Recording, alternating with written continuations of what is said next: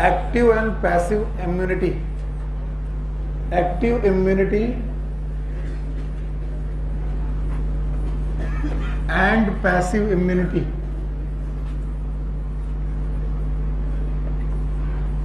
तो कल जो हमने मेहनत की वो कितना काम आएगी आज देखेंगे हम।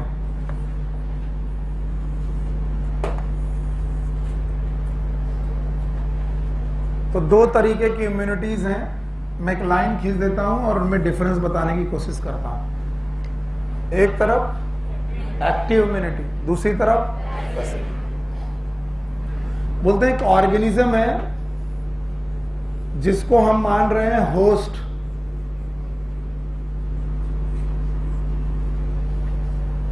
कि मैं हो सकता हूं, आप हो सकते हैं, और इस होस्ट में इन्फेक्शन हुआ है।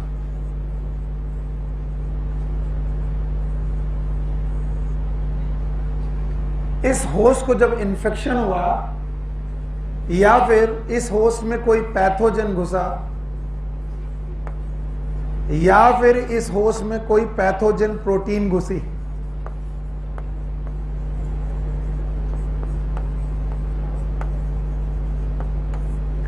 तो इन होस्ट में तीन चीजें घुसने लगी, या तो एक्टिव इन्फेक्शन हुआ, या तो पैथोजन घुसा, इन्फेक्शन ना कर पाया लेकिन घुसा, और या फिर पैथोजन की केवल प्रोटीन घुस गई। तो इस होस्ट ने अपनी टी सेल और बी सेल को जगा दिया। Yes, what is T cell? You know that, T lymphocyte और बी लिम्फोसाइट। और इन टी सेल और बी सेल ने इस पैथोजन को या इस इन्फेक्शन को फाइट किया। बताइए, ये इम्यूनिटी हमने खुद पैदा की है, ऐसी इम्यूनिटी का नाम एक्टिव इम्यूनिटी। तो सर यही तो एक्वायर पढ़ाया था कल, तो अंतर क्या है? यस, एक्वायर इम्यूनिटी में एक इम्यूनिटी का नाम एक्टिव इम्यूनिटी। और जब भी एक्टिव इम्यूनिटी होगी, होस्ट में या तो पैथोजन जाएगा या तो बेटा पैथोजन की प्रोटीन जाएगा। और बोलते हैं एक्टिव इम्यूनिटी को जनरेट करने के और भी तरीके हैं, और वो तरीके ये हैं कि हम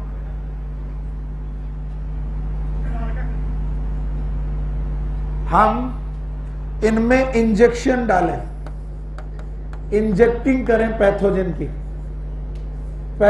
की। जितना भी वैक्सीनेशन, टीकाकरण है, वो इसी पे डिपेंड करता है। और या फिर ट्रू इन्फेक्शन इनको हो जाए, तो किसी ऑर्गेनिज्म को अगर कोई ट्रू इन्फेक्शन हुआ तो उस इन्फेक्शन को लड़ने के लिए होस्ट ने अपनी टी सेल और बी सेल को जनरेट किया, और टी सेल और बी सेल ने जाकर के इस इन्फेक्शन के खिलाफ लड़ाई की और इस इन्फेक्शन को मार दिया। बताइए, ये इम्यूनिटी पैसिव की एक्टिव? बोलते हैं इस इम्यूनिटी की सबसे खराब बात यह है कि ये स्लो है। फास्ट है कि स्लो है? क्योंकि इसमें दो रिस्पॉन्स है, कल पढ़ाए थे। पहला रिस्पॉन्स प्राइमरी और दूसरा सेकेंडरी, याद है? तो हमारे पास दो रिस्पॉन्स है, एक है प्राइमरी रिस्पॉन्स, दूसरा सेकेंडरी। और इसको लगता है टाइम, बहुत ज्यादा टाइम लगता है। It take time for effective management.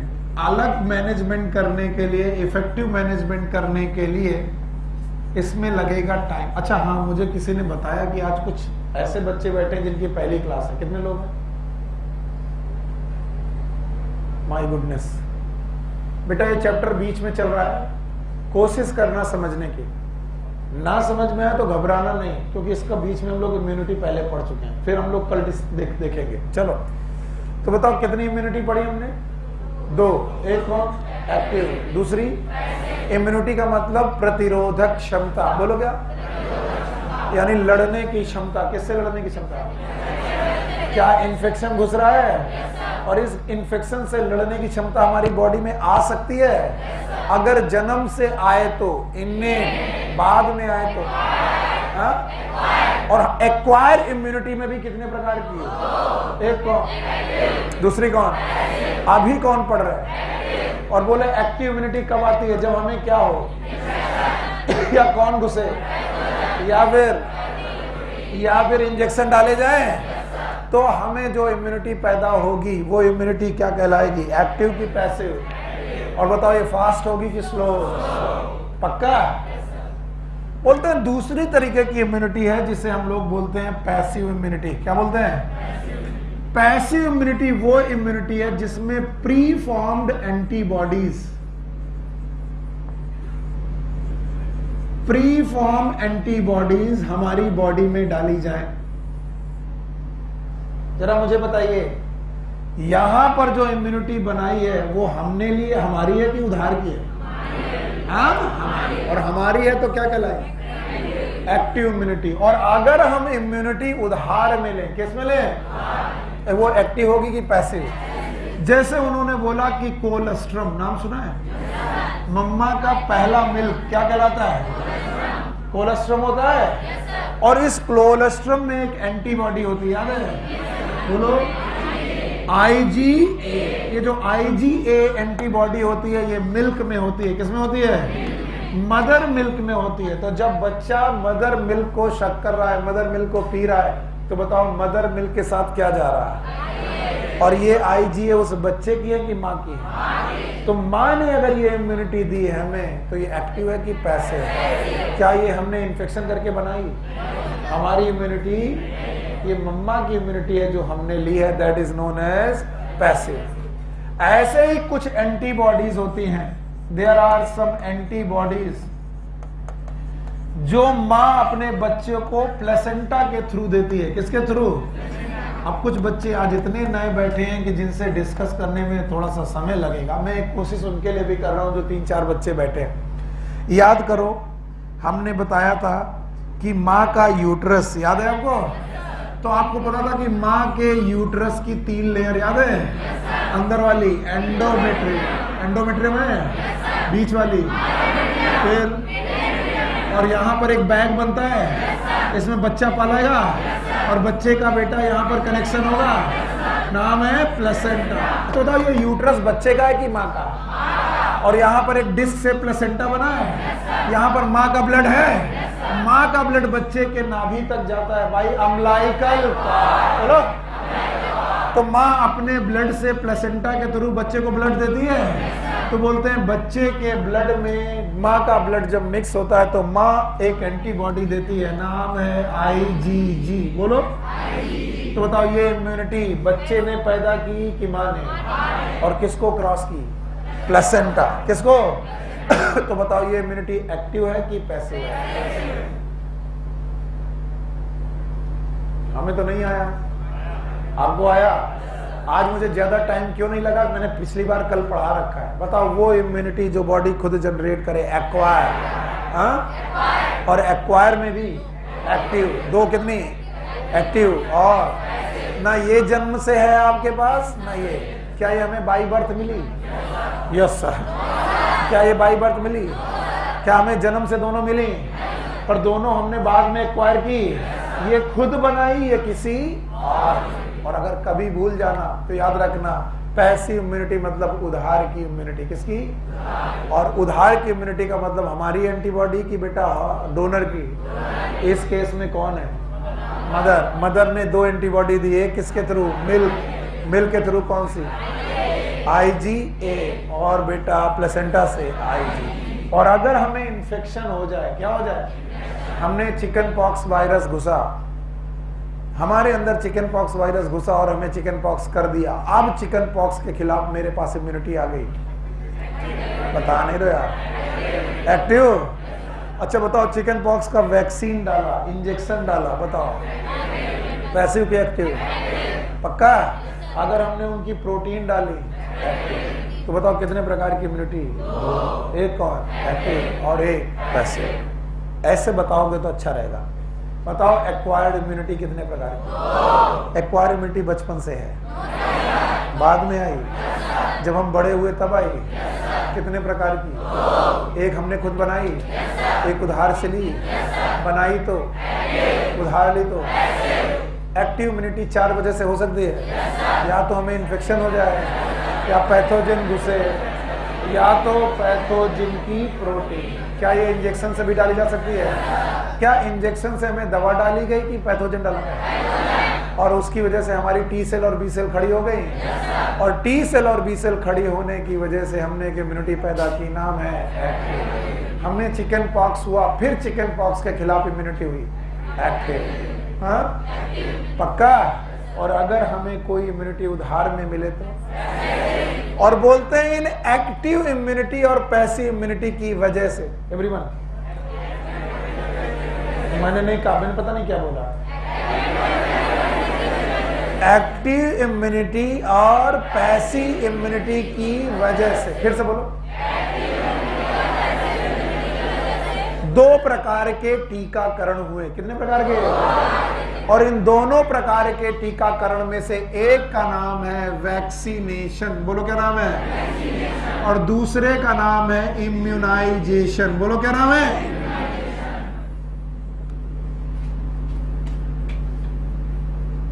अगला टॉपिक आपकी बुक का, एनसीईआरटी देखते रहा करो ताकि समझ में आता जाए क्या सर पढ़ा रहे और क्या हम पढ़ रहे हैं। बताओ इसके पहले मैंने क्या पढ़ाया?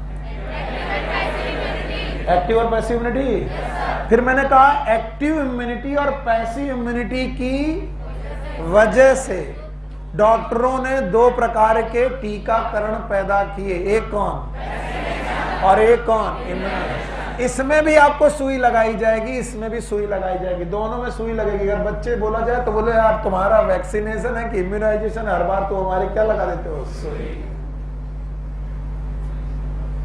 बचपन में बहुत सुई लगी है, पक्का। और तुम्हें पता भी नहीं चल पाता उनमें से कौन एक्टिव है कौन पैसिव है, आज पता करते हैं। तो बोलते हैं vaccination, the vaccination it depend upon active immunity, it depends upon active immunity. अब अगर एक्टिव इम्यूनिटी नहीं आता है तो वैक्सीनेशन नहीं आएगा।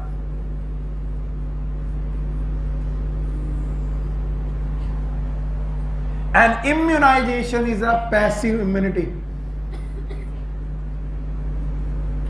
It depends upon passive immunity. दो तरीके के टीकाकरण किए गए, याद रखना। वैक्सीनेशन और इम्यूनाइजेशन में जो वैक्सीनेशन है इट इज मेमोरी बेस्ड, और कर की क्लास जिसने नहीं की वो बच्चा घबरा जाएगा कि ये पता नहीं क्या पढ़ाना चाह रहे हैं। कैसा बेस्ड है? और ये मेमोरी बेस्ड ब्रेन की मेमोरी है कि लिम्फोसाइट की? कल एक बिटिया हमसे पूछती है कि वे सर ये बताइए अल्जाइमर डिसीज में भी तो मेमोरी खत्म हो जाती है। तो हमने कहा कैसे? तो बोली सर तभी तो मेमोरी सेल्स खत्म हो जाती होंगी। हम समझ गए कि हमने पढ़ाया बहुत अच्छा लेकिन समझ में कुछ नहीं आया, क्योंकि ये जो मेमोरी थी ये ब्रेन की मेमोरी है कि लिम्फोसाइट? हाँ? और अल्जाइमर्स डिसीज में मेमोरी कहां जाती है? लिम्फोसाइट की मेमोरी की। हाँ? तो दो प्रकार की मेमोरी है, एक ब्रेन मेमोरी, दूसरी सेलुलर मेमोरी। बोलो कौन? तो याद रखना vaccination is memory based immunity. कैसी? और इन मेमोरी बेस्ड इम्यूनिटी में मेमोरी सेल्स बनती हैं। कौन सी सेल? जिस तरीके से तुम बोल रहे हो तुम्हारे बोलने ना बोलने में कोई फर्क नहीं पड़ रहा। बोलते हैं इस तरीके के टीकाकरण में हम लोग इंजेक्शन में क्या क्या भर सकते हैं? हम भर सकते हैं जिंदा पर कमजोर पैथोजन, लाइव एटीन्यूएटेड पैथोजन। ध्यान सुनो, मैं कल पूछूंगा या फिर कभी ना कभी तुम्हारे साथ पूछा जाएगा। हम एक ऐसा पैथोजन इंजेक्शन में भर रहे हैं जो जिंदा है लेकिन बटा मजबूत है कि कमजोर? मजबूत है। ऐसे पैथोजन का नाम लाइव एटीन्यूएटेड पैथोजन। इस इंजेक्शन में हम भर सकते हैं डेड पैथोजन,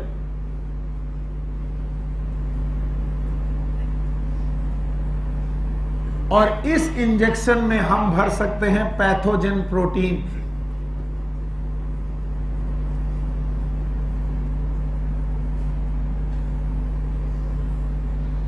और ये इंजेक्शन हम होस्ट को लगा रहे हैं, थोड़ी देर से हटा देते हैं क्योंकि जगह नहीं। ये इंजेक्शन हमने लगाया होस्ट को,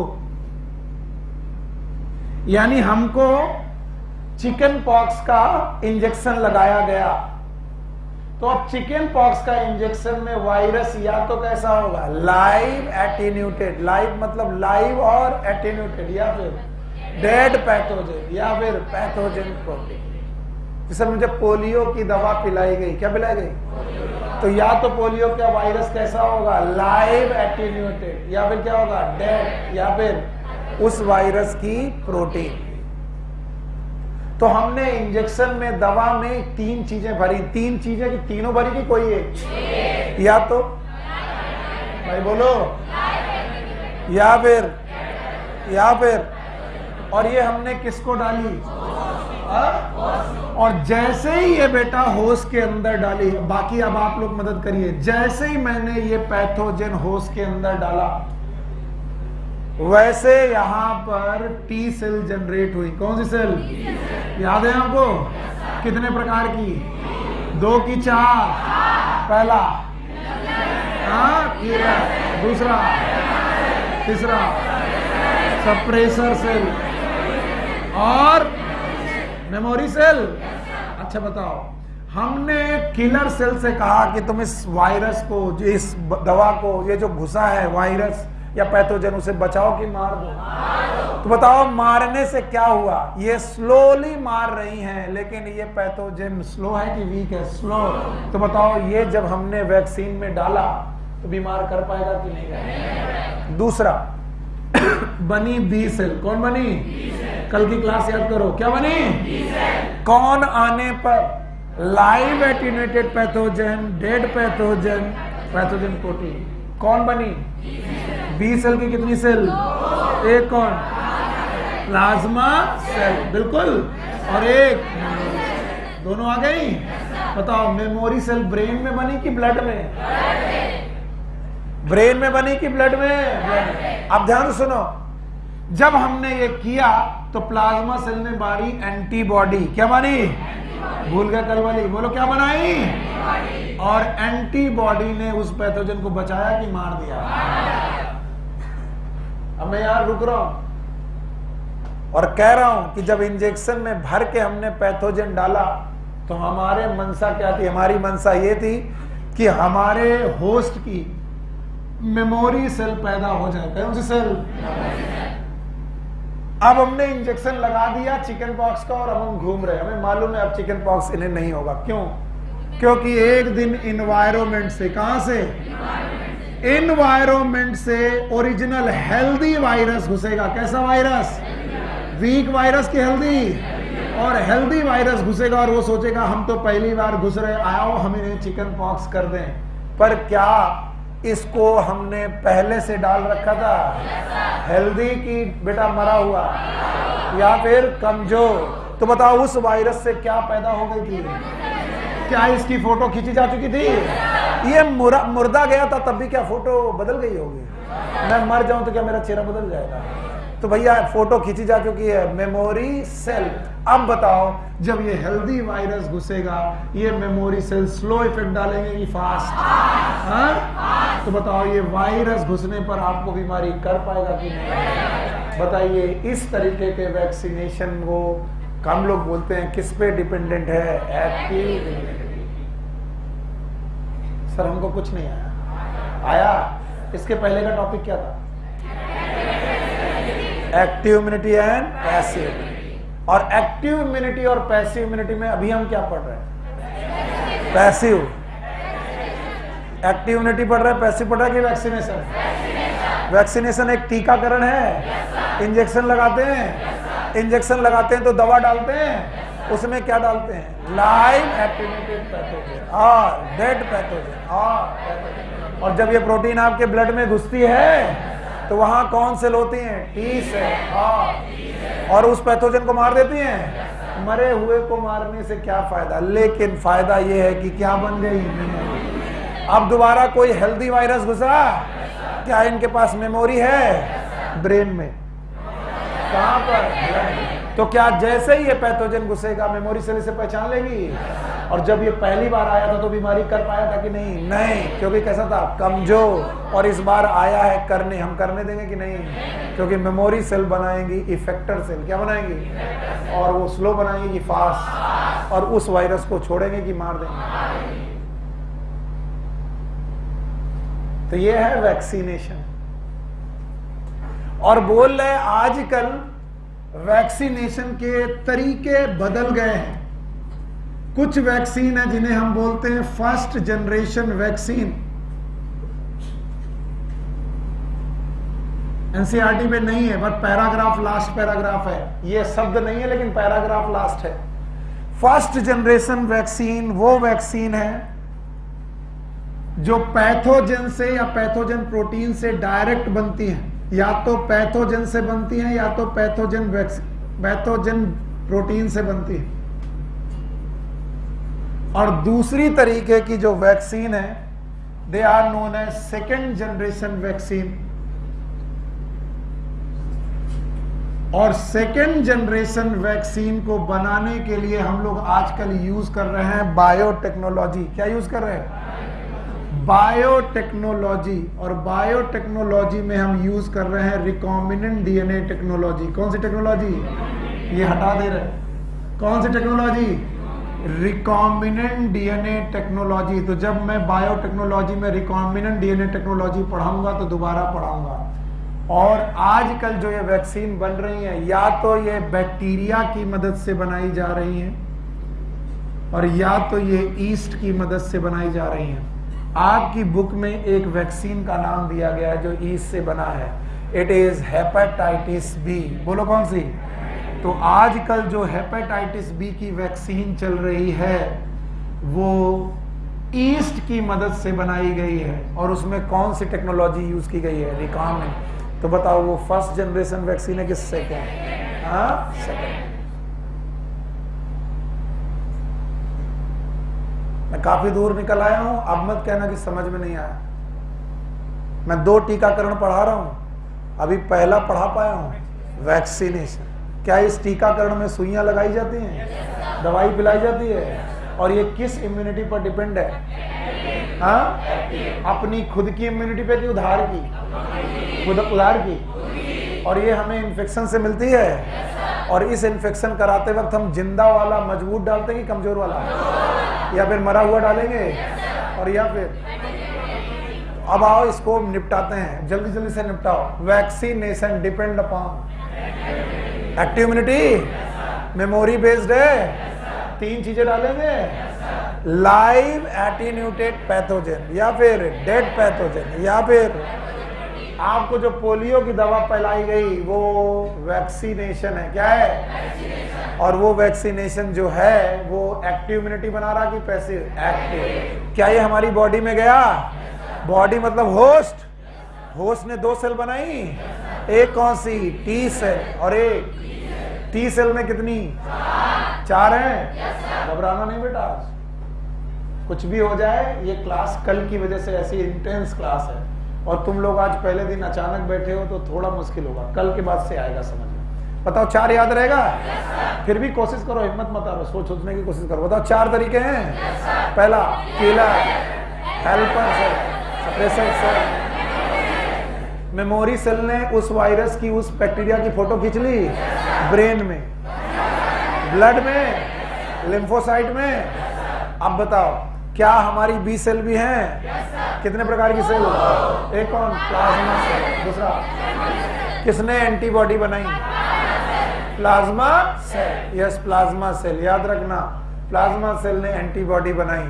अच्छा बताओ क्या इन्होंने भी मेमोरी बना ली? और ये एक बार हुआ तो बताओ बार बार इसका टीकाकरण करना पड़ेगा क्या? इसका मतलब लाइफ टाइम में लगभग एक ही बार वैक्सीन लगानी पड़ेगी, क्योंकि हमारी इम्यूनिटी पैसिव है कि एक्टिव? क्या मैंने 2 जनरेशन वैक्सीन पढ़ाई? फर्स्ट जनरेशन और डायरेक्ट पैथोजन या डायरेक्ट पैथोजन प्रोटीन से फर्स्ट, और अगर बायोटेक्नोलॉजी से तो। और बायोटेक्नोलॉजी में कौन सी टेक्नोलॉजी? Recombinant DNA technology. कौन सी?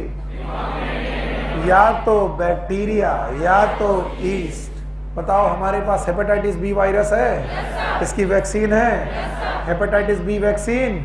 और बताओ ये रिकॉम्बिनेंट डीएनए टेक्नोलॉजी से बनी है, किससे? ई से। अब आइए पैसिव इम्यूनिटी और इम्यूनाइजेशन, ये शब्द सुनिए। और जिस इम्यूनाइजेशन की मैं बात कर रहा हूं, it depend upon passive immunity.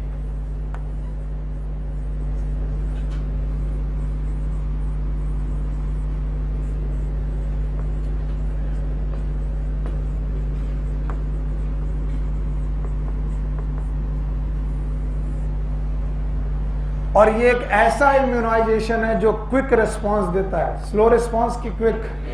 बताओ वैक्सीनेशन स्लो था कि क्विक था? स्लो। और ये रिस्पांस कैसा है? क्विक। यहां पर भी हम सुई लगा रहे, यहां पर भी इंजेक्शन लगा रहे, लेकिन अब की बार जो इंजेक्शन में लगा रहे हैं, हम लगा रहे हैं प्री फॉर्म्ड, पहले से बनी हुई एंटीबॉडी। और ये एंटीबॉडी होस्ट ने बनाई है कि किसी और ने? प्री फॉर्म एंटीबॉडीज डाली जा रही हैं हमारे बॉडी में, या फिर हमारी बॉडी में इंजेक्शन में भर के दिया जा रहा है एंटी टॉक्सिन। बोलो क्या? Toxin, anti toxin. अब इन दोनों को समझना जरूरी है। एक बीमारी है टिटनेस, नाम सुनना।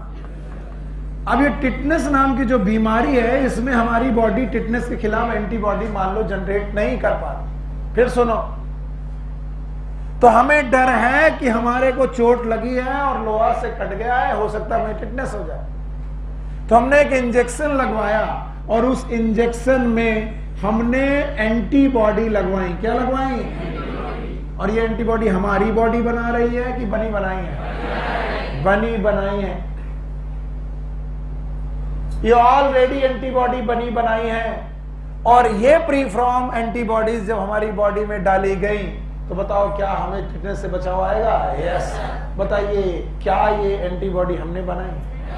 तो बताओ क्या ये एक बार लगाने पड़ेगा कि हर बार? जब चोट लगेगी 6 महीने के बाद क्या आपको लगवाना पड़ेगा? यस। आगे सुनो, बोलते हैं एक बीमारी है रेबीज। ध्यान सुनना, कौन सी? रेबीज। और रेबीज होती है कुत्ते के काटने से। अब अगर कुत्ते ने आपको काट लिया बाबू, तो अब आपकी बॉडी में इम्यूनिटी नहीं बन पा रही, आपकी बॉडी एंटीबॉडी, तो हम फिर से बन डालेंगे प्री फॉर्म्ड एंटीबॉडी। बोलो कौन सा? और pre form antibody, already antibody बनी बनाई मिलती है मार्केट में, और इसकी सुई डालेंगे, सुई लगाएंगे तो रेबीज ठीक हो जाएगा। पहले कुत्ता काटने में कितने इंजेक्शन लगते थे? 14, फिर लगे 7, फिर लगे 5, आजकल 3। और उनमें क्या भरा गया है? हमारी एंटीबॉडी की बनी बनाए। और एक है बेटा स्नेक बाइट, कोबरा ने आपको काट लिया। देखो snake bite almost death warrant है। अगर आपको सांप ने काट लिया तो अब आपके लिए जिंदगी और मौत का सवाल है। अब बचने के बहुत मुश्किल चांसेस हैं। कोबरा मान लो काट लो,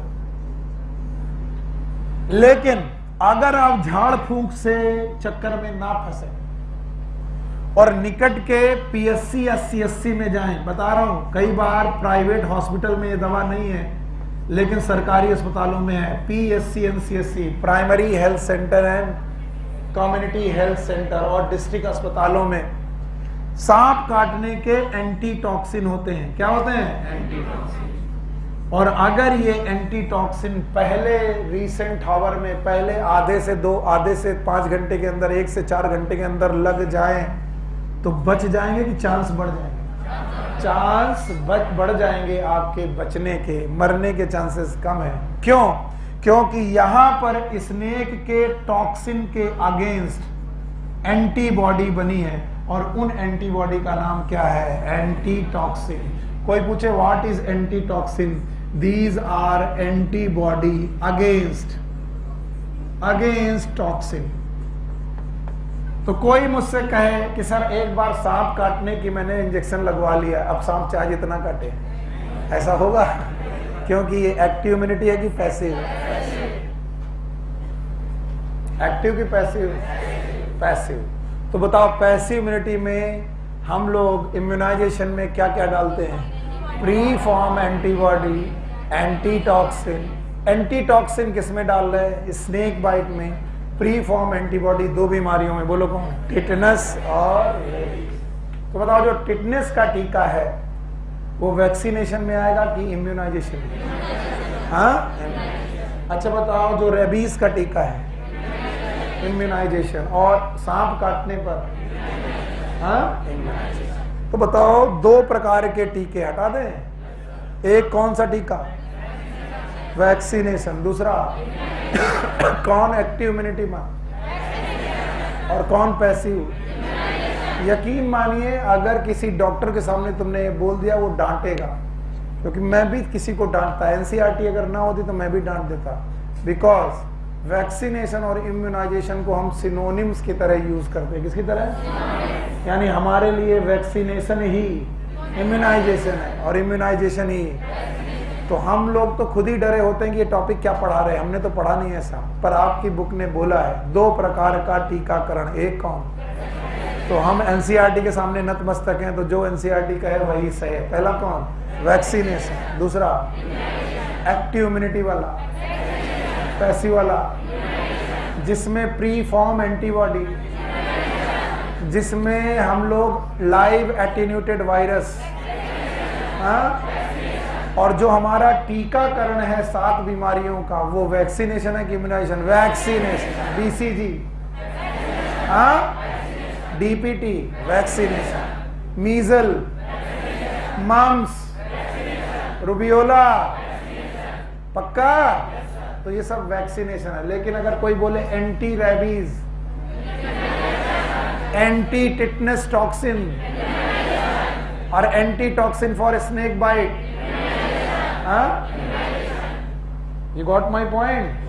अब जाकर के इम्यूनिटी में मोस्ट ऑफ द पॉइंट आपके खत्म हो रहे हैं। इसके बाद शायद है एलर्जी। एलर्जी की ऑटो इम्यूनिटी। आइए एलर्जी को ध्यान से पढ़ते हैं।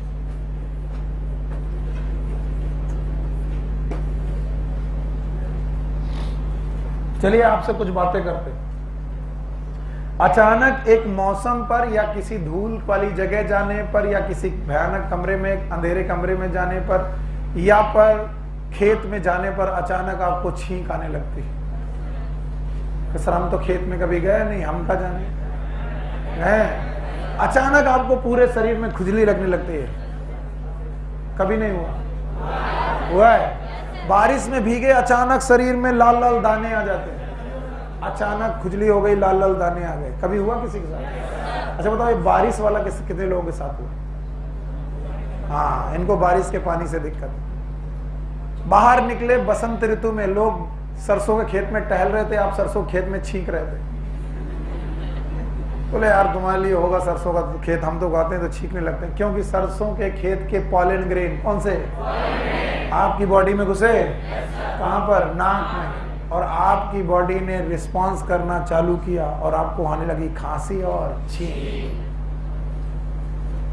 ये जो चीजें हैं ये क्यों होती हैं? इसका कारण है एलर्जी। भैया वैसे तो कम ही मन है तुम्हारा, पर सुन लो। ऐसा कहा जाता है कि अगर कोई भी पैथोजन किसी भी बॉडी में घुसे तो बॉडी को चाहिए कि वो इम्यूनिटी को उठा दे, इम्यूनिटी खड़ी हो जाए, और इम्यूनिटी कहे कि इस पैथोजन को मार दो। और इम्यूनिटी का मतलब है भाइयों बहनों टी सेल्स और पता नहीं टी सेल और बिना चिल्लाए तो काम ही नहीं चलता। हम कितना भी सोच लें कि एकदम शांति से पढ़ाएंगे, नहीं हो। अच्छा एकदम शांति से पढ़ाएंगे। क्या घुस रहा है? कहां घुस रहा है? बॉडी ने क्या बना ली? पैथोजन बचा कि मार दिया गया? पक्का? अचानक एक बहुत ही छोटा मोटा पैथोजन जो किसी लायक नहीं है वो आपकी बॉडी में एंट्री मारा और आपकी इम्यूनिटी चिल्ला पड़ी, अरे चोर आया, भूत आया, चिल्ला पड़ी। मतलब नॉर्मल रिस्पांस की एग्जैगरेटेड। एग्जागरेटेड रेस्पॉन्स आ गया। अगर एग्जागरेटेड रेस्पॉन्स आने लगा तो मतलब नॉर्मल रेस्पॉन्स है कि ज्यादा रेस्पॉन्स? ज्यादा रेस्पॉन्स देने लगी body, exaggerated response to a pathogen. एक पैथोजन के खिलाफ एग्जागरेटेड रेस्पॉन्स, बढ़ा चढ़ा के जो रेस्पॉन्स दिया जाता है, that is known as allergy. फिर से बोलो, एक सिंपल सा डस्ट पार्टिकल आपकी बॉडी में घुसा और बॉडी ने सारी सेल इसके खिलाफ खड़ी कर दी। नेचुरल किलर सेल भेज दी, मोनोसाइट भेज दी, टी सेल भेज दी, बी सेल भेज दी, बोले मार के आओ। और जब वहां पहुंचे तो खोदा पहाड़। बोले एक डस्ट पार्टिकल को मारने के लिए तुमने इतना रेस्पॉन्स पैदा किया, ये नॉर्मल रेस्पॉन्स है कि एग्जैगरेटेड है? एग्जैगरेटेड। तो जब भी बॉडी एक एग्जैगरेटेड रेस्पॉन्स पैदा करेगी, उस एग्जैगरेटेड रेस्पॉन्स को हम लोग बोलेंगे एलर्जी। क्या बोलेंगे? एलर्जी। ये डस्ट पार्टिकल की वजह से हो सकता है, ये पॉलन ग्रेन की वजह से हो सकता है, ये माइट्स की वजह से हो सकता है, ये स्मोक की वजह से हो सकता है, किसी भी पैथोजन की वजह से हो सकता है। और इस केस में पैथोजन का नाम पैथोजन की बजाय एलर्जिन रखा जाएगा। क्या रखा जाएगा? एलर्जिन, क्योंकि इसने क्या पैदा कर दी? एलर्जी। तो बताओ, allergy is a simple response की एग्जैगरेटेड? पता नहीं, बताओ सिंपल की एग्जैगरेटेड? और एग्जैगरेटेड रेस्पॉन्स किसका है? इम्यूनिटी का। किसका? बताओ, what is allergy? Exaggerated response of immunity to a pathogen, that is also known as allergen. It may be dust particle, it may be pollen grain, it will be mite, it will be, और ये एकदम disease की तरह behave करती है। किसकी तरह? नींद आ रही है, बिटिया खड़ी हो, पहला दिन है, पहला है, खड़ी हो, पहला दिन है। तो अभी जब हाथ पूछा था किसका पहला दिन है, तो तुमने हाथ क्यों नहीं खड़ा किया था? खड़े किया था? अरे तुम्हारा तो पहला नहीं होगा, खड़ी हो। आप बैठ जाओ। जब कभी कोई डिसीज होती है तो मैं कितने पॉइंट में पढ़ाता हूं? 5।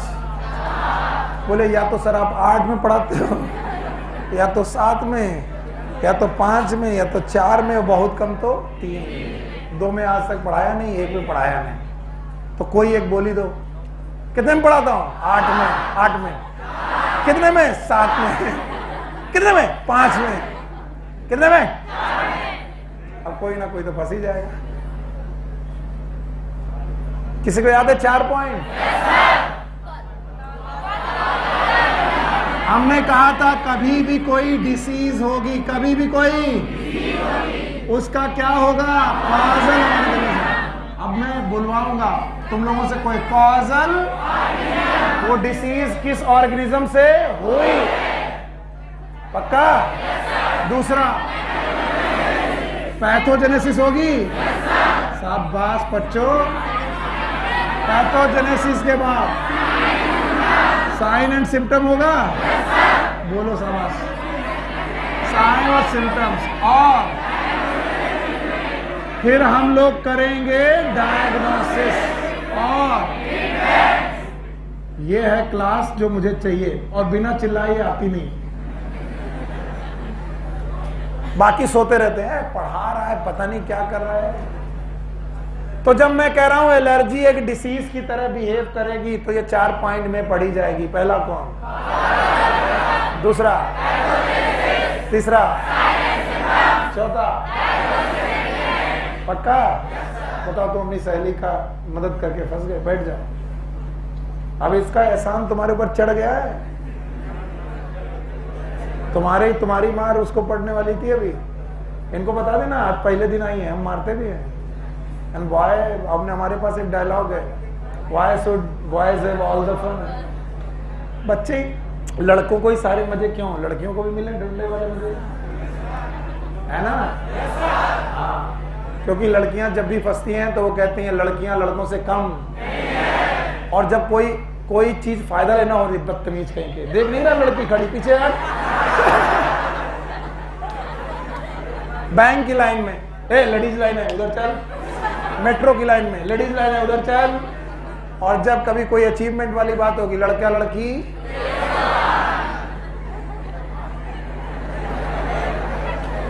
जब मैं पढ़ता था तो मेरे टीचर क्या करते थे, गर्ल्स को छोड़ देते थे, लड़कों को मारते थे, तो मैं गुस्साता था और मुझे लगता था टीचर कितना पार्शियल है, बदतमीज, पक्षपाती। और मैंने कहा कि जब भी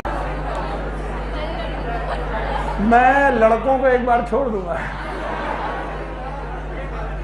और ये अफवाह की वजह से लड़कियां मेरी क्लास में कमी आती, भगवान पता नहीं, देखने में तो खतरनाक है, मारता भी होगा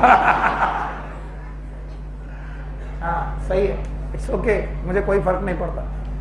बताओ, एलर्जी सिंपल रेस्पॉन्ड की एग्जैगरेटेड? साहब याद मेरे बच्चे सेलेक्ट हो जाना, बस चिल्ला तो रहे हो।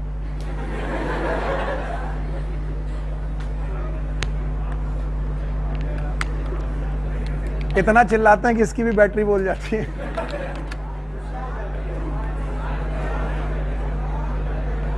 अरे आवाज आ रही है,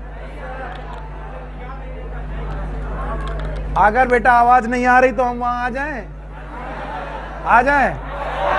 अच्छा चैलेंज कर रहा हूं मुझे, हम आए तो बिना मारे जाएंगे नहीं मतलब ये तो बात हो गई, आप बैल मुझे, तो बैल कौन? बड़े खुश, अरे सरवा, अरे हे बैल पढ़ा हाँ तो बैल पढ़ा रहा, सुनो। तो भैया हमने कहा कि एलर्जी एक बीमारी की तरह है, तो एलर्जी अगर एक बीमारी की तरह है तो इसको 4 पॉइंट में पढ़ा जाएगा। पहला है कॉजल ऑर्गेनिज्म, सॉरी पहले मैं यहां लिखना चाहता हूं एलर्जी, और एलर्जी में लिखना चाहता हूं कॉजल एजेंट। अब ऑर्गेनिज्म की जगह पर कॉजल एजेंट्स, याद रखना एलर्जी को कॉज करने वाले कॉजल एजेंट हैं एलर्जेंस, और आपकी बुक में तरह तरह के एलर्जेंस लिखे हैं, जैसे माइट्स इन डस्ट, जैसे कि पॉलन ग्रेन,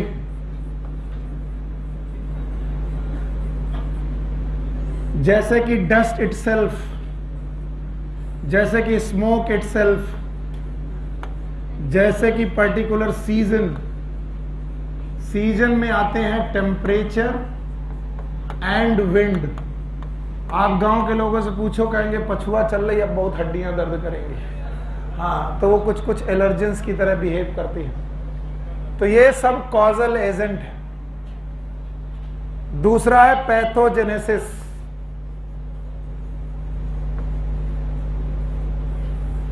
पैथोजेनेसिस में इन्वेजन में ज्यादातर पैथोजेंस आपके रेस्पिरेटरी सिस्टम से एंट्री मारते हैं, रेस्पिरेटरी सिस्टम से एंट्री मारते हैं, कभी कभी स्किन से भी एंट्री मारते हैं, कभी कभी आई से एंट्री मारते हैं, कभी कभी अचानक आपकी आंख में बहुत खुजली होती है, इट इज एलर्जी।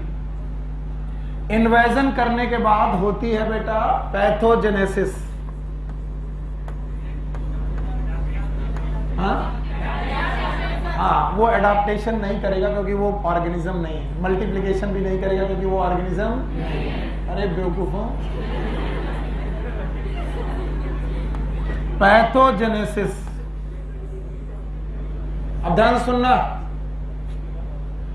जैसे ही कोई एलर्जेंस आपकी बॉडी में घुसा, जैसे ही कोई एलर्जन आपकी बॉडी में घुसा,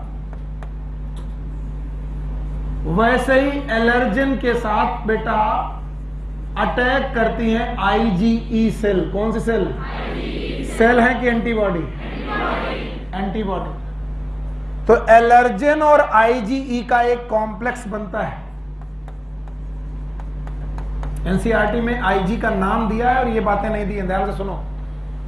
जैसे ही मेरी बॉडी में एलर्जन घुसा, एलर्जन को देखकर मेरी इम्यूनिटी एग्जैगरेट हुई। कौन एग्जैगरेट हुई? और इम्यूनिटी ने क्या पैदा किया?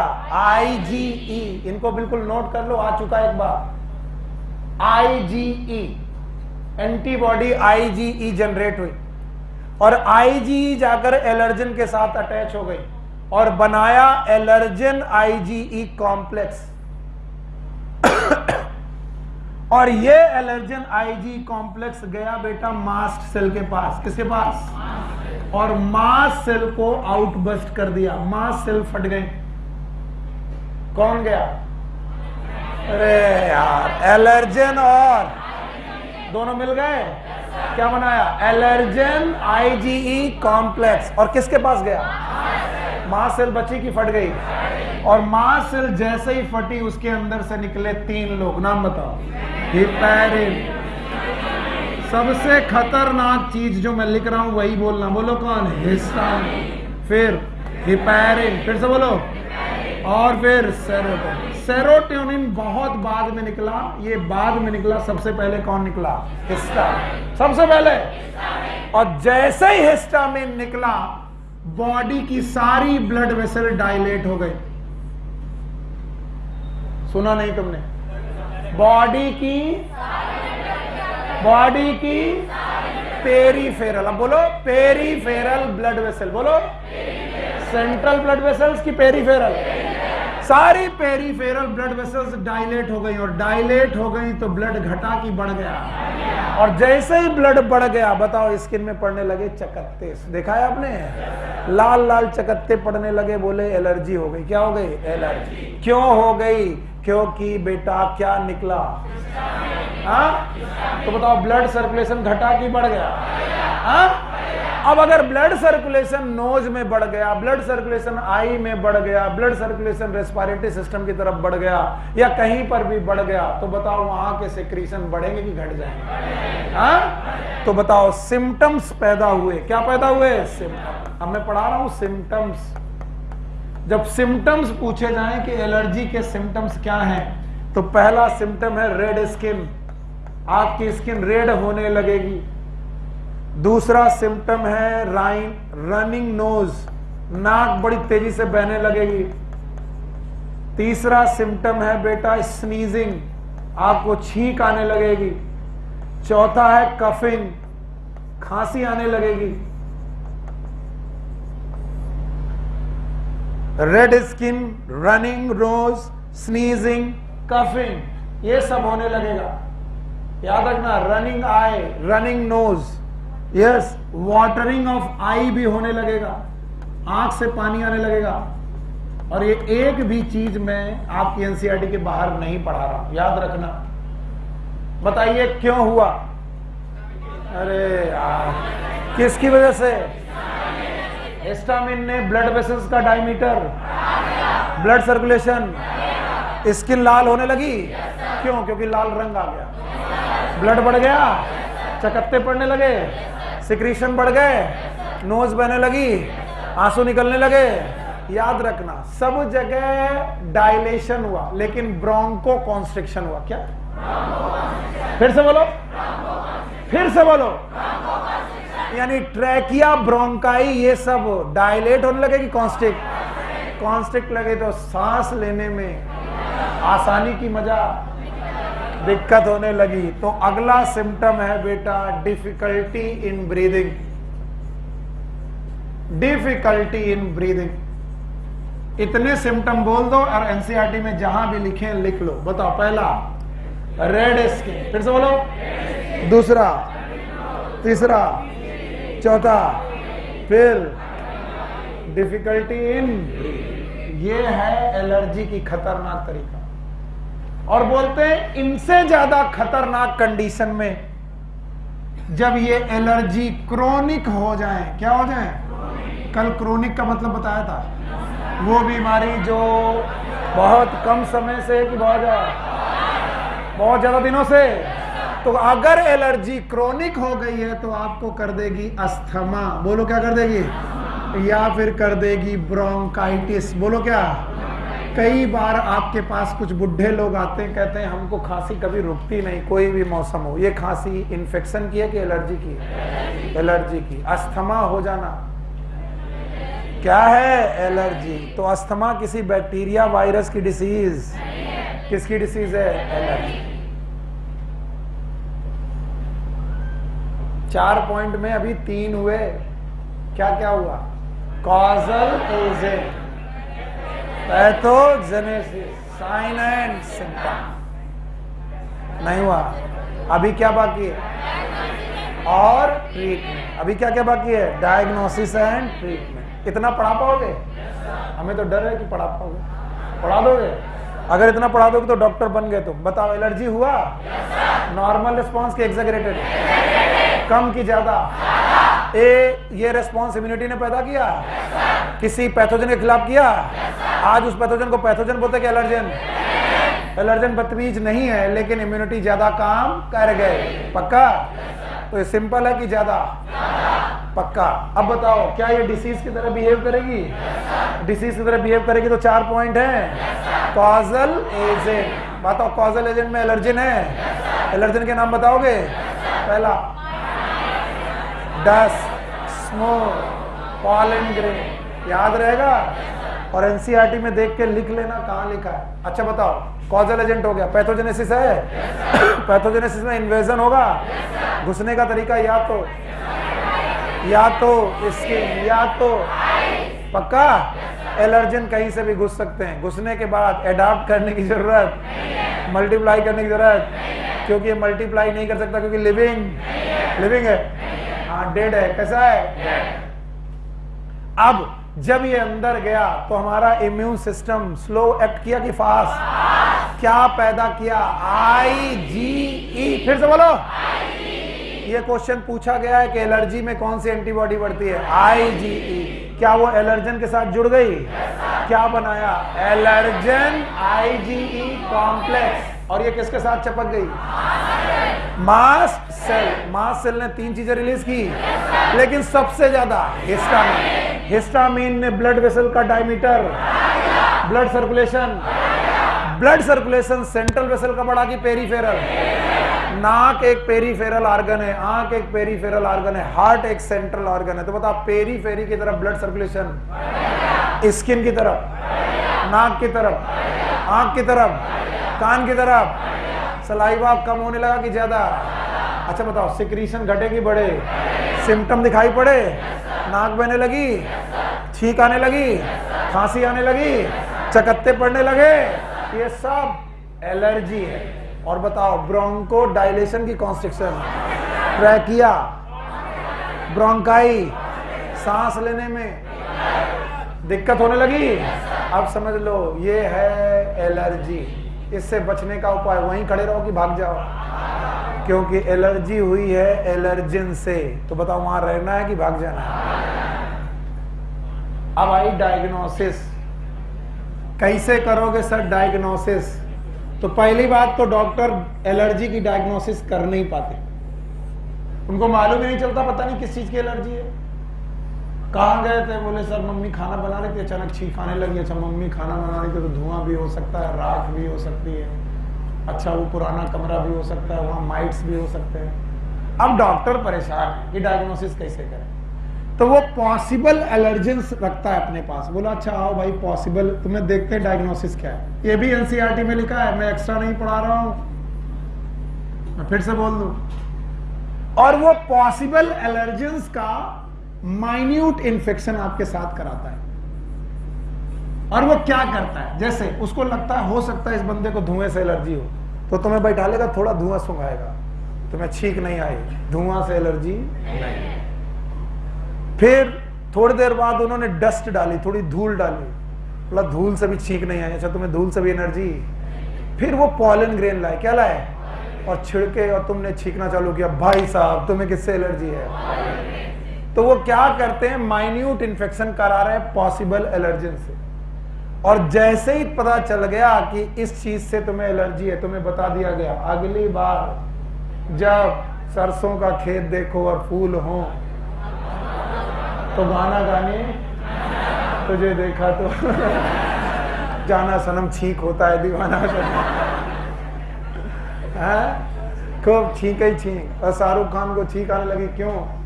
क्योंकि उन्हें पॉलन की एलर्जी। तो भैया उनसे दूर रहो। और दूसरा ट्रीटमेंट भी है, अगर मान लीजिए जाना ही पड़े तो दवा लेकर के जाओ। और ट्रीटमेंट में उन्होंने 3 दवाइयां सुझाई हैं। बताओ, मेन समस्या हिस्टामिन से थी? बोलो यस और नो। तो बोले एक गोलियां आती हैं एंटी हिस्टामिनिक्स, तो एंटी हिस्टामिनिक गोलियां खाओ। ये बुक में लिखा है, ये भी एक्स्ट्रा नहीं पढ़ा रहा हूं। जो सोचो कि डॉक्टर साहब हैं तो अपना ज्ञान एंटी हिस्टामिनिक में से एक दवा आती है एविल, नाम सुना होगा? ये सुना है, सुना है। और एक आती है लीवोसिट्रिजिन, नाम सुना है?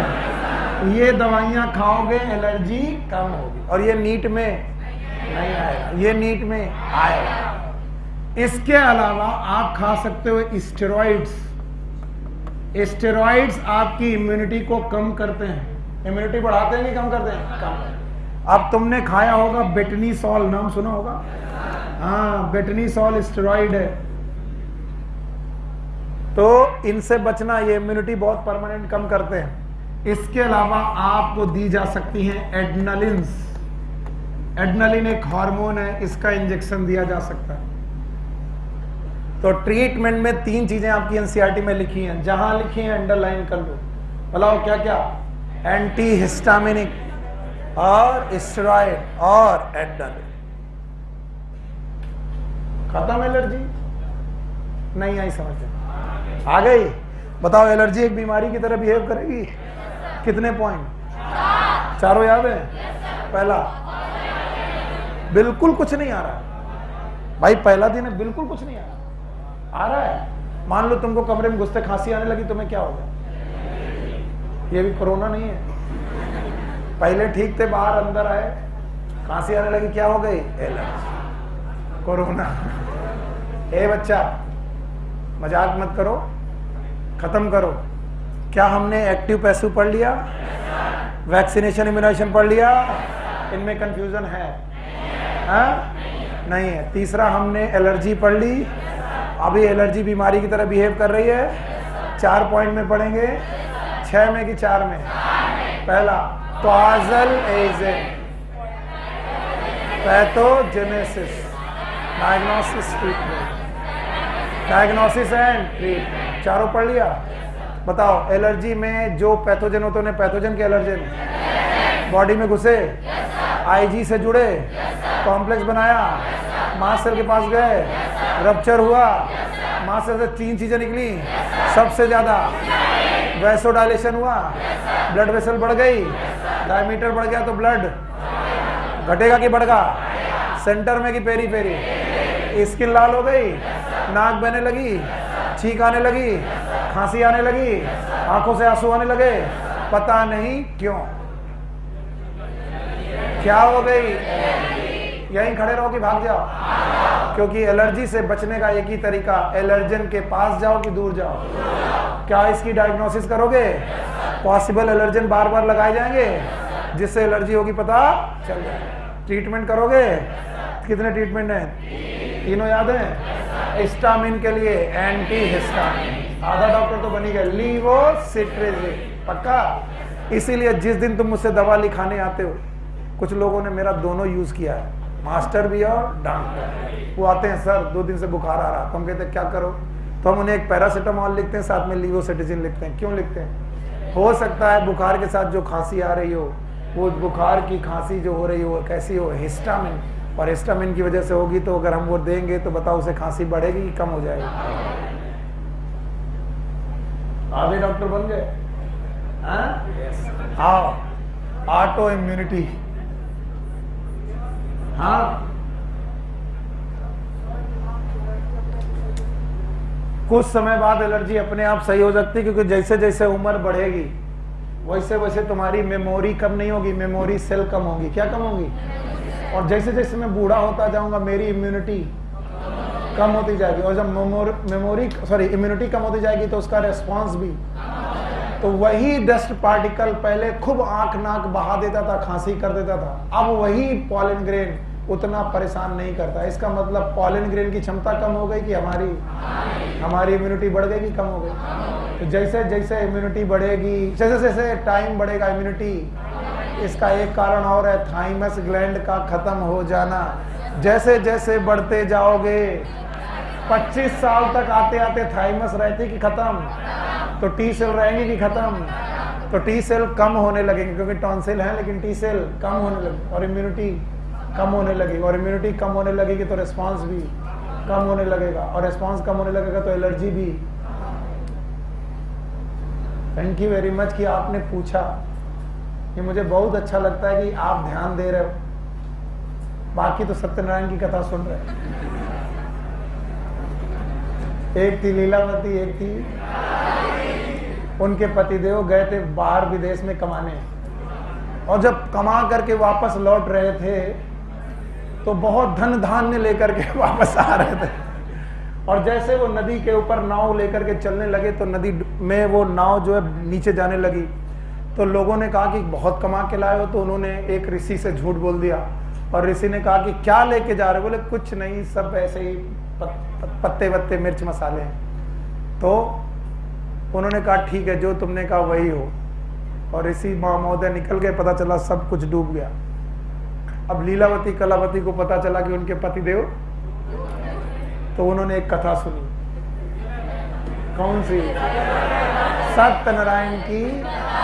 और वो कथा पंडित जी हमें सुना रहे कि उसमें एक थी। तो लीलावती कलावती ने भी सत्यनारायण कथा यही सुनी, तो उसमें क्या सुना कि एक थी लीलावती। नहीं समझ में आया? हाउ मेनी ऑफ यू जिन्होंने सत्यनारायण कथा कभी सुनी है और बड़े मन से हाँ प्रभु, और पंडित जी बना रहे हैं तुमको बेवकूफ, चूना लगा रहे हैं। एक दिन पंडित जी से मेरा रियल का कहानी, मैंने एक दिन पंडित जी से कहा पंडित जी असली वाली सत्यनारायण कथा सुनाओ। पंडित जी ने कहा मूर्ख, यही असली वाली कथा है।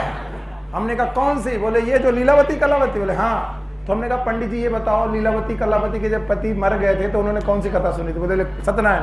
तो हमने कहा पंडित जी जरा सोचो, क्या उन्होंने भी सुना था कि एक थी लीलावती एक थी कलावती? आप पंडित जी को काटो तो बोले निराधम मैं श्राप देता हूं।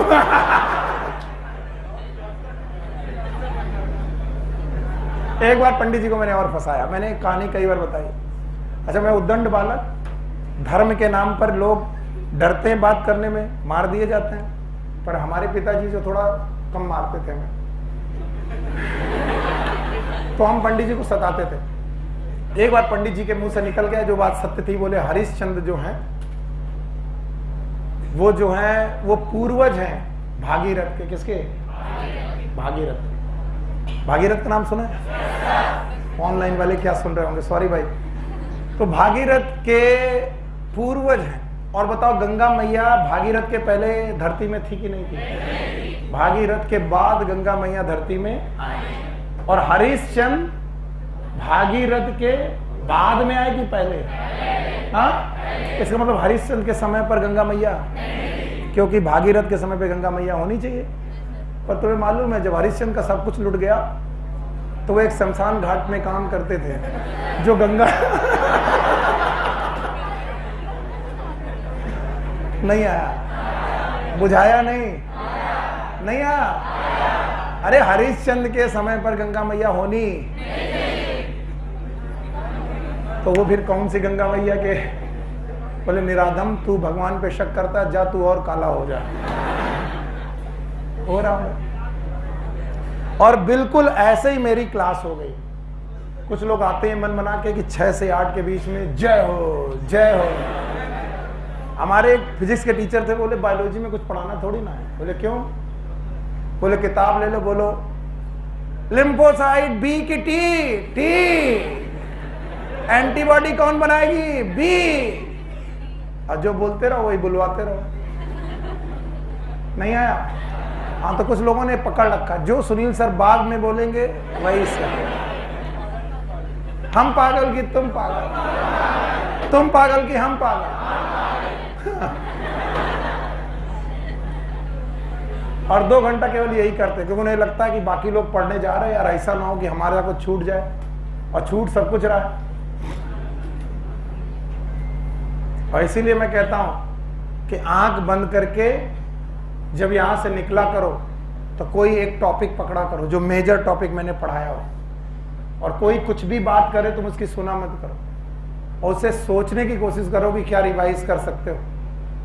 जैसे मैं तुम्हारी जगह हूं तो मैं यहां से निकलूं और इम्यूनिटी पढ़ने लगूं मन में, क्या पढ़ाया था सर ने, इम्यूनिटी के क्या क्या पॉइंट थे, मैं पढ़ने लगूं कि वैक्सीनेशन और इम्यूनाइजेशन के क्या क्या पॉइंट थे। मैं यहां से निकलूंगा, जब तक घर तक पहुंचूंगा मैं हो सकता है immunisation, vaccination, active immunity, passive immunity सब रिवाइज करूं, और मैं एलर्जी के वो 4 पॉइंट याद करने की कोशिश करूं, वो एंटीबॉडी याद करने की कोशिश करूं। सिलेक्शन उनका नहीं होता जिन्होंने नोट्स नोटबुक में बनाए, सिलेक्शन उन्हीं का होता है जिन्होंने नोट्स अपने दिमाग में रखे, जो 24 घंटे पढ़ते हैं। आप कहोगे 24 घंटे तो सोते कब हैं? यकीन मानिए आप लोगों में कुछ लोगों ने जरूर फील किया होगा कि आप कभी कभी इतना पढ़ लेते हैं कि रात में जब आप सोते हैं तो वही चीजें सपने में आती हैं, और कई बार आप लोग वो चीजें सपनों में दूसरों को पढ़ा रहे होते हैं। ये नहीं समझ में आया, अरे तो इतना आसान है, तो बोला भैया कितने घंटे पढ़ गए? 24 घंटे, मतलब सो रहे थे तब भी पढ़े। और जिस दिन ये फ्रीक्वेंसी बढ़ जाएगी आपका सिलेक्शन कोई रोक नहीं पाएगा, कोई नहीं रोक पाएगा, और किसी टीचर की जरूरत भी नहीं। आपको ना किसी टीचर की जरूरत है ना किसी कोचिंग की जरूरत है, वो आप एक माहौल की वजह से यहां पर आते हो, क्योंकि आप अकेले पढ़ जाओगे तो आपको मालूम नहीं चलेगा कंपटीशन कहाँ है। यहां पर आपको कंपटीशन जैसा फील होता है कि यार इतने सारे लोग एक ही चीज पढ़ रहे हैं, मतलब सबको यही पढ़ना है, हमको भी यही पढ़ना है। और अगर आपका सेल्फ मोटिवेशन हो जाए और आप अकेले कमरे में बैठ जाओ कि हमको कोई मतलब नहीं दुनिया क्या कर रही है, और हम एनसीईआरटी की किसी भी लाइन से आया हुआ क्वेश्चन गलत नहीं होने देंगे, और यही काम तुम बायोलॉजी में और यही केमिस्ट्री में कर लो। हाँ, मैं किस में कह रहा हूँ? केमिस्ट्री में। केमिस्ट्री भी इस बार एनसीईआरटी बेस्ड थी, और धीरे धीरे केमिस्ट्री एनसीईआरटी बेस्ड होती जा रही।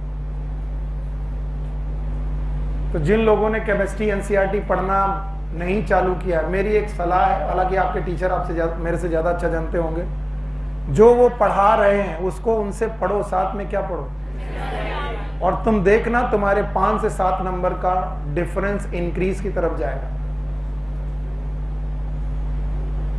और इसमें तुमको हंसी आ रही होगी। याद रखना कि कोरोना काल में कोई भी सरकार ये नहीं चाहेगी कि वो नौजवानों का गुस्सा झेले, और वो नौजवानों का गुस्सा झेल के अपना वोट बैंक कम नहीं करेंगे।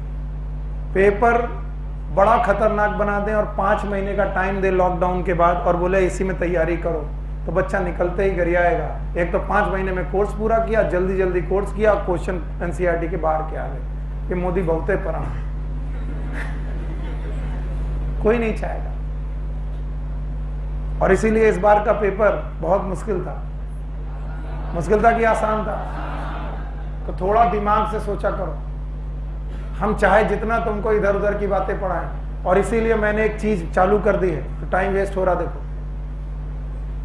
मैं हर वो पॉइंट लिखता हूं जो तुम्हें लगता है कि ये बाहर से होगा, मैं बता देता हूं ये बाहर से नहीं है। कहां से है? और क्या वो मिलता है? नहीं मिलता है। मैं बहुत कम चीजें हैं जो एनसीईआरटी के बाहर से पढ़ाने की कोशिश कर रहा हूं। चलो, अगला पॉइंट है auto immunity.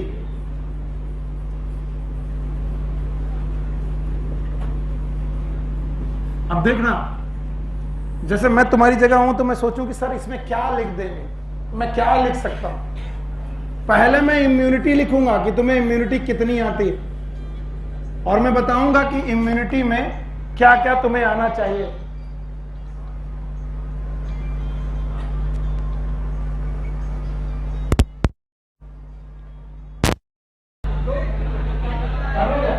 Thank you very much. आप बताओ वीडियो चल रहा है कि नहीं चल रहा है? आज बेटा सत्यनारायण कथा पूरी होगी। झूठ नहीं बोलना चाहिए। अंकित देखो बेटा, वीडियो बंद हो गया। अभी देखो ये चल रहा कि नहीं चल रहा, दोबारा चालू किया, देख लो आके बेटा। हमारी मेहनत भी आधे घंटे खराब चली है।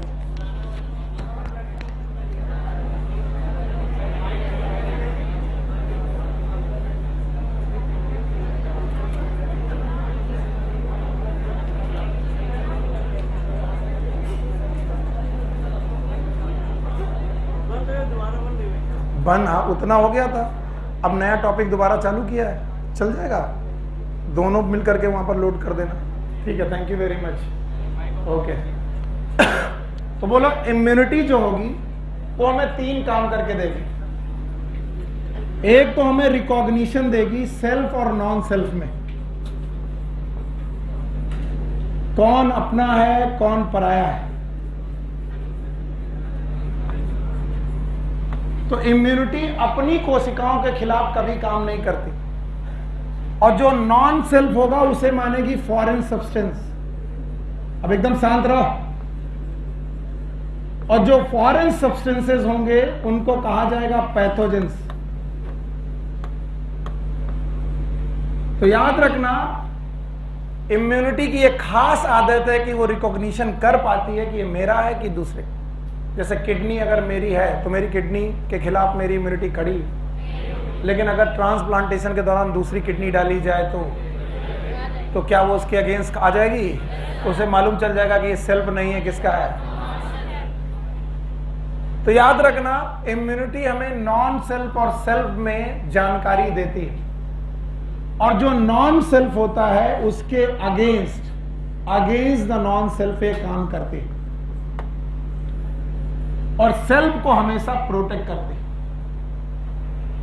लेकिन कभी कभी समटाइम कभी कभी कब देख लो कब जैसे कि आपको कोई इन्फेक्शन हो जाए, बहुत क्रोनिक इन्फेक्शन हो जाए,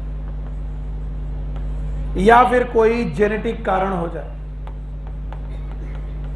या फिर कोई एक ऐसा फीवर आया है जो कई दिनों तक चलता रहा और वो ठीक ही नहीं हुआ, तो काफी इन्फेक्शन और कुछ जेनेटिक कॉज की वजह से जो हमारी इम्यूनिटी है वो सेल्फ और नॉन सेल्फ में डिफरेंस कर पाना बंद कर देती है। और जब नॉन सेल्फ और सेल्फ में डिफरेंस नहीं कर पाती तो इम्यूनिटी उठ खड़ी होती है किसके अगेंस्ट? तो जब अपनी इम्यूनिटी अपनी सेल को ही मारने लगे, इसका नाम when immunity work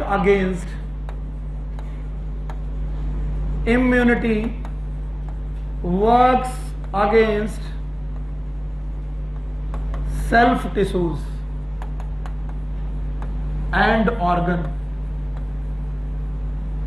then this condition is known as autoimmunity. ऐसी इम्यूनिटी जिसमें हमारी इम्यूनिटी हमारी कोशिकाओं को ही मारने लगे, हमारी सेल्स को ही मारने लगे, भूल जाए कि कौन सेल्फ कौन नॉन सेल्फ। हमारे सर थे गुरुदेव हमारे, वो हमें पढ़ाते थे कि हमने एक कुत्ता पाला, ऐसे ही पढ़ाते थे, वो बिल्कुल ऐसे ही पढ़ाते हैं, अभी भी जाओगे तो ऐसे ही पढ़ाएंगे। हमने एक कुत्ता पाला और हमने सोचा कि कोई चोर घुसे तो वो कुत्ता उसे काट ले, तो जब तक वो चोर को काटता रहा तब तक वो इम्यूनिटी रहा, और एक दिन कुत्ता हम ही को काट लिया। बताओ, नहीं आया? और वो इतने सिंपल तरीके से समझाते हैं जो मैं इतना मुश्किल से समझाता हूं। बताओ, इम्यूनिटी क्या क्या रिकॉग्नाइज कर देती है, कर लेती है, और किसके अगेंस्ट खड़ी होती है, और किसके साथ कभी भी रहती है? सेल्फ। कभी कभी इन्फेक्शन होने की वजह से और जेनेटिक कॉज होने की वजह से हमारी इम्यूनिटी हमारी सेल की तरफ खड़ी हो जाती है, और इस वजह से हमारी सेल मरने लगती हैं। 2 बीमारियां हैं जो तुम्हें याद रखनी चाहिए। एक तो हमारे पास एक आर्थराइटिस है, नाम है रूमेटॉइड आर्थराइटिस। ये रूमेटॉइड आर्थराइटिस एक बीमारी है जो ऑटो इम्यूनिटी की वजह से होती है। एक बेटा आपकी थायराइड ग्लैंड की बीमारी है, नाम है हॉशीमोटोस डिसीज। हॉशीमोटोस डिसीज ये भी ऑटो इम्यूनिटी की वजह से ही है। एक और बीमारी है, नाम है मैस्थीनिया ग्रेविस।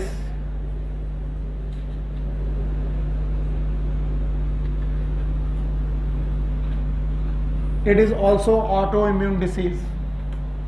रूमेटॉइड आर्थराइटिस में हमारा इम्यून सिस्टम हमारे ज्वाइंट में साइनोवियल फ्लूइड जो होता है, कौन सा फ्लूइड, और ज्वाइंट में टिश्यू के खिलाफ खड़ा होता है। तो बताओ, ज्वाइंट बचेंगे कि बेटा खराब होने लगेगा?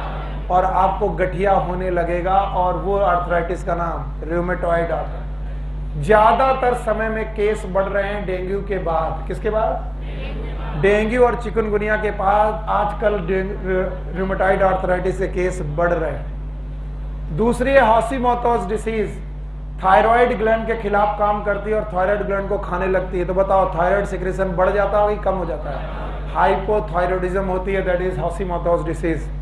मैस्थीनिया gravis, it is also known as Amitabh Bachchan disease, because उनको बहुत दिनों से है। हमारी मसल्स के खिलाफ, किसके खिलाफ? ऑटो इम्यूनिटी खड़ी हो जाती है, तो मसल्स मजबूत होने लगती हैं कि खराब। This is known as myasthenia gravis. ये 3 डिसीज मैंने क्यों लिखी? एक एनसीईआरटी में है, 2 पूछी गई। ये एनसीईआरटी में है, बाकी दोनों पे क्वेश्चन आ चुका है। कौन कौन? हाशीमोटोज डिसीज और मैस्थीनिया ग्रेविस। तो किसी ना किसी बुकलेट में अनसॉल्व में आपको मिल जाएगा, और तब आप मुझसे बोलोगे कि sir thank you very much. बताओ ऑटो इम्यूनिटी, इम्यूनिटी हमें कितनी चीजें क्या देती है? रिकॉग्निशन, किसके खिलाफ? और जो नॉन सेल्फ है उसे क्या माना जाता है? फॉरेस्ट, उसी को क्या बनता है? अगर कोई भी नॉन सेल्फ चीज हमारी बॉडी में घुसे तो इम्यूनिटी उसे छोड़ेगी कि मार देगी? मार देगी। अगर हमारा सेल्फ सेल है तो उसे छोड़ देगी, सेल्फ के साथ रहेगी, नॉन सेल्फ को मार देगी। लेकिन कभी कभी, कब? किसी इन्फेक्शन के बाद या किसी जेनेटिक कॉज के बाद कभी कभी इम्यूनिटी अपनी सेल्फ और नॉन सेल्फ को पहचानना भूल जाते, और किसको मारने लगती है? अपनी खुद की कोशिकाओं को मारने लगती है। बताओ खुद की कोशिकाएं बढ़ेंगी कि मरने लगेंगी? इनमें से कोई 3 डिसीज के नाम बताओगे? पहला रूमेटॉइड आर्थराइटिस, हाशीमोटोज डिसीज और मैस्थीनिया। बताइए जॉइंट की डिसीज, रूमेटॉइड, बोलो रूमेटॉइड आर्थराइटिस, और बेटा थायराइड की हाशीमोटोज, और मसल की मैस्थीनिया। और इम्यूनिटी में आखिरी टॉपिक, और आज का भी आखिरी topic, it is known as immune system.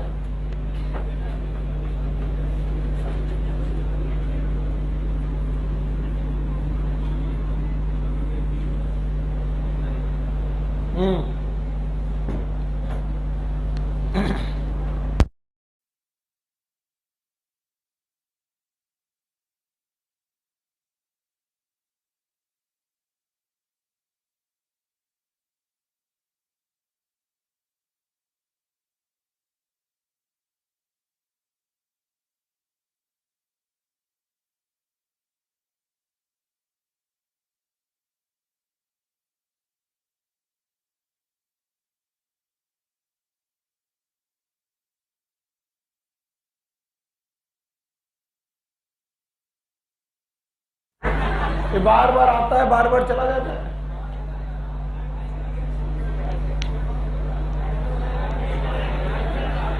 Mic क्या करे? अबे यार तुम हमें कार्टून ना बना देना। सर मुर्गा होके पढ़ाओ। बेटा इसमें कुछ ऑन है जिसे बंद करना है। आज छोड़ दो, अब इसको सही कर लेना। बैठ जाओ, और क्या, बैठो हमारे साथ आधा घंटा गुजारो, देखो बायोलॉजी तुमको भी आ जाएगी।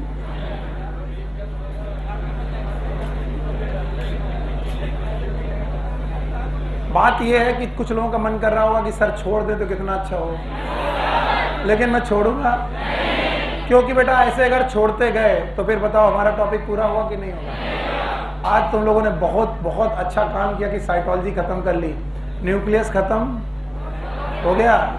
कल मैं उसके एक पोर्शन को दोबारा पढ़ाऊंगा, कुछ क्वेश्चन करूंगा, और इसके बाद बायोमॉलिक्यूल शुरू करूंगा। तो आपके पास जो डाउट हो वो सब कल सॉल्व होंगे, और कल क्वेश्चन भी किए जाएंगे, और कल ही मैं बायोमॉलिक्यूल नाम का चैप्टर शुरू कर दूंगा। कुछ लोगों को बायोमॉलिक्यूल नाम का चैप्टर बड़ा कठिन लगता है, मेरे साथ आप टाइम गुजारिए, आपको आसान लगेगा, क्योंकि हम लोग को एनसीईआरटी के बाहर का कुछ आता है। हाँ, हमें वही आता है जो कहाँ लिखा है। आओ,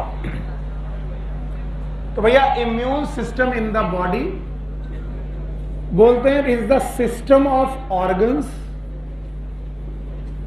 system of organs, tissues, cells and biomolecules. अब पहले 4 चीजें बोलो, अब मैं बोलूंगा 4 चीजें, तुम हंसने लगोगे। बोलो, it is a system of and which help to maintain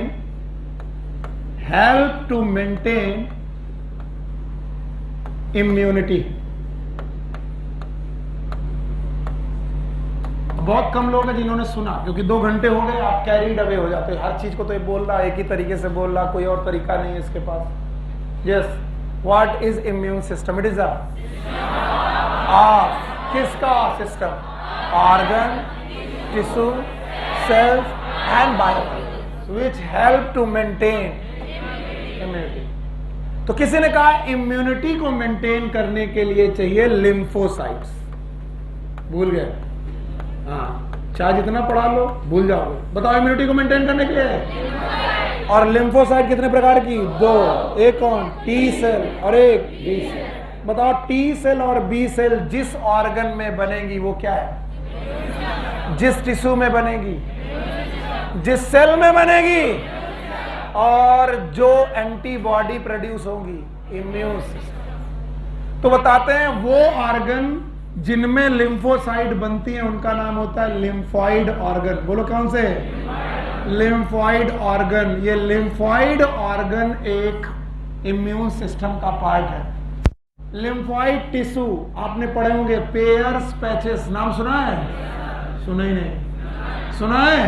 तो लिम्फॉइड टिश्यू, लिम्फॉइड सेल्स, और इसके अलावा बायोमॉलिक्यूल लाइक एंटीबॉडीज। बोलो कौन? एंटीबॉडी। ये सब मिलकर के एक सिस्टम पैदा करेंगे, उन सिस्टम का नाम होगा इम्यून सिस्टम। अब डेफिनेशन चाहिए, फिर से हटा दो, हटा दो। अच्छा, बिना हटाए बताओ, what is immune system? It is a system of organ. कौन सा ऑर्गन? Lymphoid organ. एंड कौन से टिश्यू? बैट कुछ नहीं आया, फिर से बोलो, what is immune system? System of, पहले 4 चीजें लो, system of organ, tissue, cell. अब मैं इनको एक्सप्लेन कर रहा हूं। कौन सा ऑर्गन? सारा लिम्फॉइड ऑर्गन। लिम्फॉइड ऑर्गन ही क्यों? क्योंकि वो क्या बनाएगा? लिम्फोसाइट। सूरज गए आज तुमको कुछ नहीं आ रहा, चमक अंधेरा हो रहा, तुम्हारा ग्रहण लग गया आज तुम्हें। बताओ, इम्यूनिटी सिस्टम की सेल है। एक तो इतना ज्यादा पढ़ रहे हो तुम रोज की बेसिस पर कि तुम्हारी हालत खराब है। हमारे पास एक इम्यून सिस्टम की सेल है, नाम बताओ। इसका नाम लिम्फोसाइट क्यों है? क्योंकि ये लिम्फ ऑर्गन में बनती है। कहां पर बनती है? फिर से बोलो। और अगर लिम्फोसाइट बन गई तो क्या हमारी इम्यूनिटी मेंटेन हो जाएगी? तो दूसरे शब्दों में मैं ये बता सकता हूं कि वो सारे ऑर्गन जो क्या बनाए, क्या वो इम्यून सिस्टम का पार्ट है? अब बोलो, अब शायद फीलिंग आए। और what is the immune system? System of organ, system of tissue, cell, organ, tissue, cell, which help।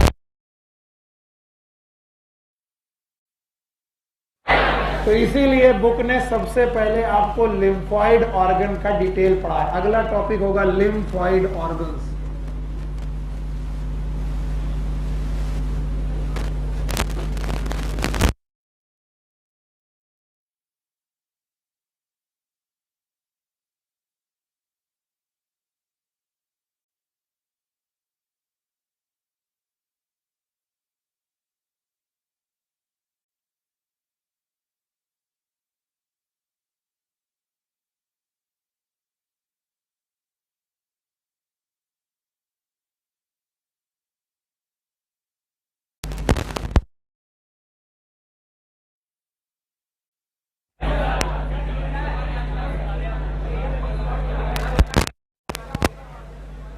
Data of the body.